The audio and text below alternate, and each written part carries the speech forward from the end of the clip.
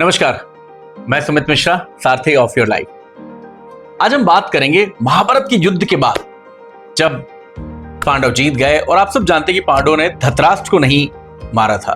तो धृतराष्ट्र और सारे पांडव बैठे थे और साथ में श्री कृष्ण बैठे थे। तो धृतराष्ट्र ने श्री कृष्ण से कहा कि मुझे प्रतीत होता है कि इस पूरे युद्ध के पीछे जो सबसे बड़ा कारण था वो था मैं, और यह मेरी नेत्रहीनता।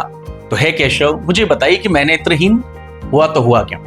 तो भगवान मधुसूदन ने कहा कि हो सकता है कि इस जन्म में नहीं, आपके पूर्व जन्म के ऐसे कोई कर्म होंगे जिनकी वजह से आप नेत्रहीन हुए।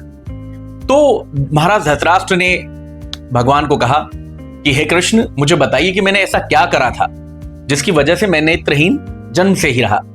तो भगवान कृष्ण अपनी योग निद्रा में गए और योग निद्रा से वापस आए और धृतराष्ट्र को बोला कि महाराज धृतराष्ट्र, पिछले 2 जन्म मैंने आपके देखे, लेकिन इन पिछले 2 जन्मों में तो आपने ऐसी कोई बात नहीं करी, ऐसा कोई कार्य नहीं करा जिसकी वजह से आप नेत्रहीन हुए।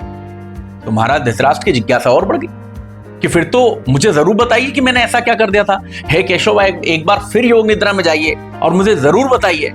भगवान जिद की वजह से फिर से एक बार योग निद्रा में गए और भगवान मधुसूदन जब वापस योग निद्रा से आए तो उन्होंने महाराज धृतराष्ट्र को कहा कि हे महाराज, पिछले 16 जन्म मैंने आपके देख लिए, लेकिन इन पिछले 16 जन्मों में आपने ऐसा कोई कार्य नहीं करा था जिसकी वजह से आप नेत्रहीन होते।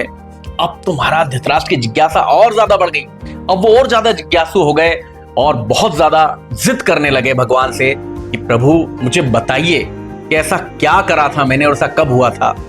तो इस जिद को मानते हुए एक बार फिर से महाराज की बात सुन के भगवान कृष्ण योग निद्रा में गए और जब योग निद्रा से काफी देर बाद आए, काफी देर बाद जब वापस आए तो उन्होंने धृतराष्ट्र को बताया कि आज से 106 जन्म पहले आपने किसी कौवे की आंख फोड़ दी थी, जिसकी वजह से आप नेत्रहीन पैदा हुए और पिछले इन जन्मों में आपके जो कर्म थे उसकी वजह से आप राजा तो बने, लेकिन जब ये आपके अच्छे कर्म खत्म हुए तो 106 जन्म पुराना जो आपका कृत्य था जिसकी वजह से आप जन्म से ही नेत्रहीन पैदा हुए।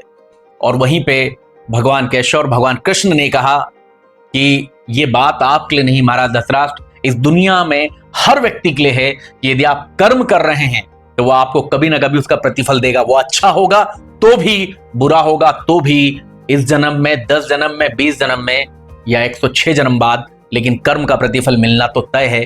तो दोस्तों, जितने लोग मुझे यहाँ सुन रहे हैं, पहली बात तो यदि आप पहली बार सुन रहे हैं तो जरूर हमें सब्सक्राइब करें और लाइक करें ताकि आगे में हम आपसे बात कर पाएं। और बाकी जितने लोग सुन रहे हैं, मैं ये चाहता हूं कि इस बात को ध्यान रखें कि आपका किया हुआ छोटा सा कर्म भी पलट के कभी ना कभी तो आपके पास आएगा, या तो इस जन्म में, या आपको मजबूर करेगा अगला जन्म लेने के लिए। और वहां पे तो कर्म अच्छे करिए, कर्म फल पे ध्यान दीजिए और कर्म को ही धर्म मानिए।